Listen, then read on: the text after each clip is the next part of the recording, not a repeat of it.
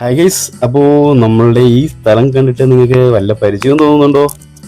ഇല്ലെങ്കിൽ ഞാൻ പറയാം. ഞാനിപ്പോൾ നിൽക്കുന്നത് മലയാറ്റൂർ ചർച്ചിൻ്റെ അടിവാരം എന്ന് പറയുന്ന സ്ഥലത്താണ്. ഈ സ്ഥലം നിങ്ങൾ ന്യൂ ഇയർ സമയത്തൊക്കെ പ്രത്യേകിച്ച് വാർത്തകളൊക്കെ കണ്ടിട്ടുണ്ടാവും. നക്ഷത്ര തടാകം എന്നും പറഞ്ഞിട്ടുള്ള നിറയെ നക്ഷത്രങ്ങളും വലിയൊരു കൂറ്റൻ പപ്പാഞ്ഞിനെയൊക്കെ ഉണ്ടാക്കി വെച്ചേക്കുന്നത് ഇപ്പോൾ മനസ്സിലായില്ലേ? അതായത് മലയാറ്റൂർ അടിവാരം. അപ്പോൾ ഫ്രണ്ട്സ്, ഇന്നത്തെ നമ്മുടെ വീഡിയോ മലയാറ്റൂർ മലയിലേക്ക് ഉള്ളൊരു യാത്രയാണ്. അപ്പോൾ അതിൻ്റെ കുറച്ച് വിശേഷങ്ങളും ചരിത്രങ്ങളുമാണ് ഇന്ന് നമ്മൾ ഈ വീഡിയോയിൽ ഉൾപ്പെടുത്തിയിരിക്കുന്നത്. എന്നാൽ നോക്കങ്ങാട്ട് തുടങ്ങിയാലോ.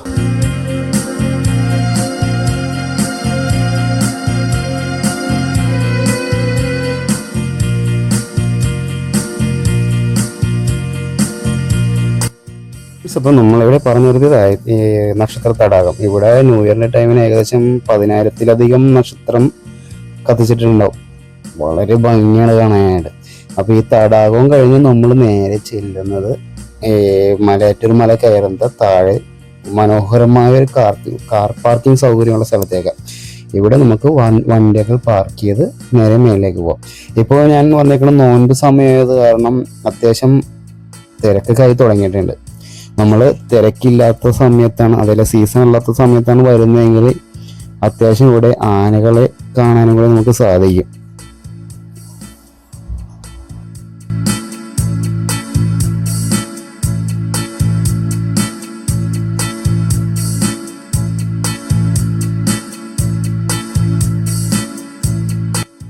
യേശുവിൻ്റെ ശിഷ്യന്മാരിൽ ഒരാളായ വിശുദ്ധ തോമസ് ലീഹ സുവിശേഷം പ്രസംഗിക്കാൻ വേണ്ടി വന്ന ഒരു സ്ഥലമാണ് മലയാറ്റൂർ.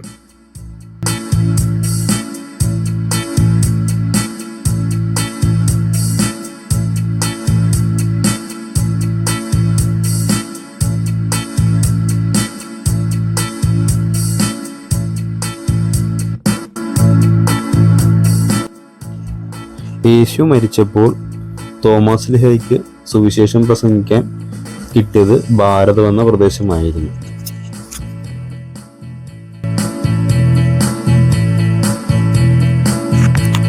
AD 52 ഇന്ത്യയിലെ രാജാവായിരുന്ന ഗുഡാഫഡ് എന്ന രാജാവിന്റെ കൊട്ടാരം നിർമ്മിക്കുവാൻ ഒരു ശില്പിയെ തേടി ഹബാൻ എന്ന കച്ചവടക്കാരൻ ഇന്ത്യയിലേക്ക് എത്തുകയായിരുന്നു.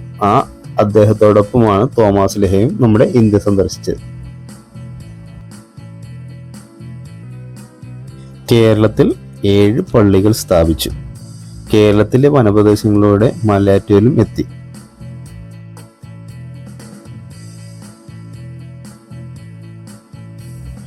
മലയാറ്റൂർ വന്യമൃഗങ്ങളിൽ നിന്നും രക്ഷ നേടുവാനും തന്നെ ഏൽപ്പിച്ച ദൗത്യം നിറവേറ്റുന്നതിനും വേണ്ടി തോമസ് മലമുകളിൽ തന്നെയായിരുന്നു. പ്രാർത്ഥിച്ചുകൊണ്ടിരിക്കുമ്പോൾ പരിശുദ്ധ കന്യാമറിയം പ്രത്യക്ഷപ്പെട്ടതെന്നാണ് പറയുന്നത്.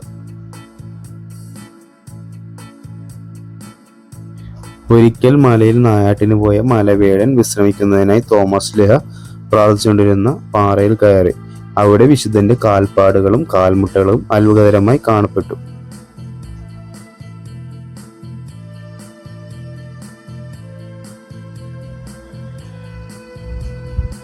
താഴ്വാരത്തുള്ള ആളുകളെ വിവരമറിയിച്ചു. അങ്ങനെ അവിടുത്തെ ആളുകൾ വിശ്വാസത്തോടെ പ്രാർത്ഥിക്കുവാനും തുടങ്ങി. മലയിലുണ്ടായിരുന്ന പൊൻകുരിശിനെ വണങ്ങിയാണ് പ്രാർത്ഥന ആരംഭിക്കുന്നത്. ആ പ്രാർത്ഥന ഇന്നും തുടർന്നു പോരുന്നുണ്ട്.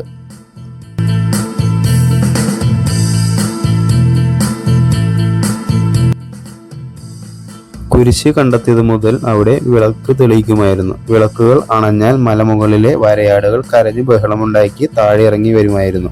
വിളക്ക് വീണ്ടും തെളിയുമ്പോൾ അവർ വീണ്ടും മലമുകളിലേക്ക് കയറി പോവുകയും ചെയ്തിരുന്നു.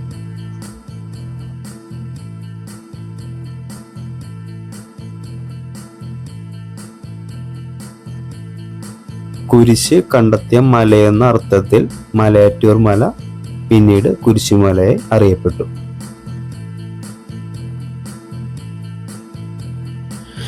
ആപത്തുകളിൽ നിന്നും കഷ്ടപ്പാടുകളിൽ നിന്നും വലയുന്നവരെ ആശ്വസിപ്പിക്കുവാൻ വൃദ്ധന്റെ രൂപത്തിൽ വിശുദ്ധൻ വരുമെന്നാണ് പഴമക്കാർ വിശ്വസിക്കുന്നത്. അങ്ങനെ മുത്തപ്പൻ എന്നൊരു പേര് വന്നത്.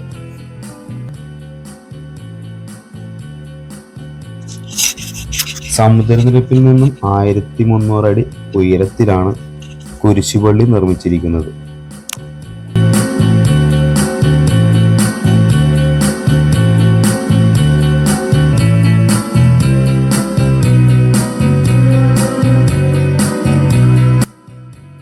മലമുകളിലെ പൊൻകുരിശ് സംരക്ഷിക്കുന്നതിന് വേണ്ടിയിട്ടാണ് ഇവിടെ കപ്പേള പണിതിരിക്കുന്നത്.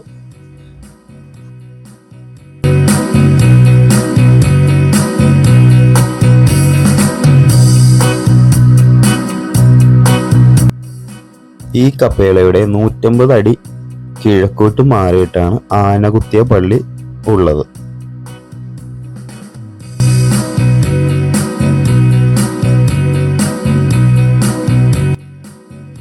ആനകുത്തിയ പള്ളിയാണ് ഇവിടെ പണിതതിൽ വെച്ച് ഏറ്റവും പഴക്കമുള്ളത്. ഈ പള്ളിയുടെ കാലപ്പഴക്കം ഇതുവരെ ആർക്കും കണ്ടെത്താൻ കഴിഞ്ഞിട്ടില്ലെന്നാണ് പറയുന്നത്.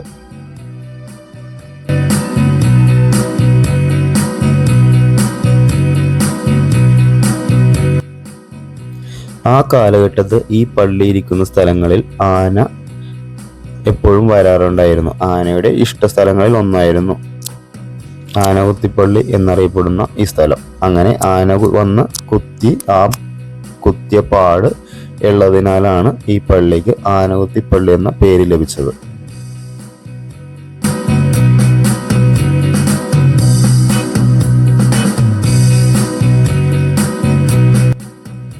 ഈ പള്ളിയുടെ കിഴക്കേ ഭാഗത്തായി ആനകുത്തിയ കൊമ്പുകളുടെ പാട് ഇപ്പോഴും നമുക്ക് കാണാൻ സാധിക്കും.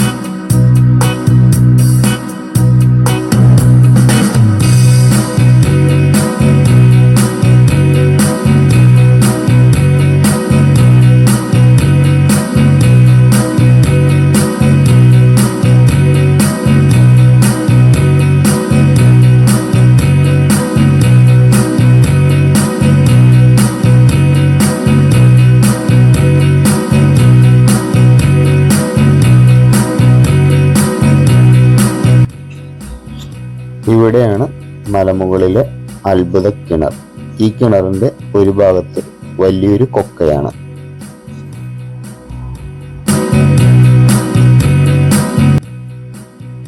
ഈ കിണറിലെ വെള്ളം എത്ര കടുത്ത വേനലിലും വറ്റാറില്ല.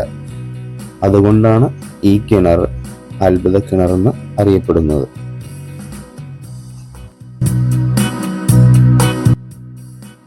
ഈ കിണറിലെ വെള്ളം ലക്ഷക്കണക്കിന് ആളുകൾ കുടിച്ചാൽ പോലും വറ്റാറില്ല. പിന്നെ ഈ കിണറിന്റെ അടുത്താണ് പൊന്നിൻ കുരിശ് കണ്ടെത്തുകയും അതിനെ സംബന്ധിച്ചിട്ടുള്ള കപ്പേള സ്ഥിതി ചെയ്യുന്നത്.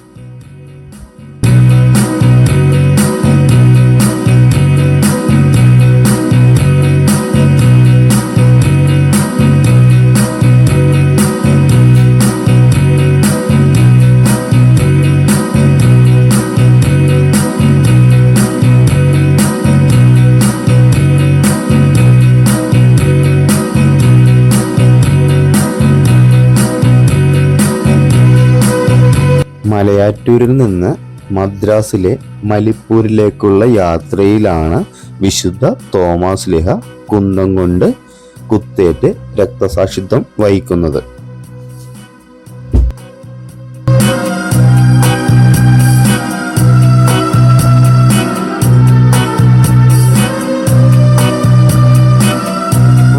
നമ്മുടെ മലയാറ്റൂർ മലയുടെയും പള്ളിയുടെയും ചരിത്രങ്ങൾ ഇത്രമേ ഉള്ളൂ.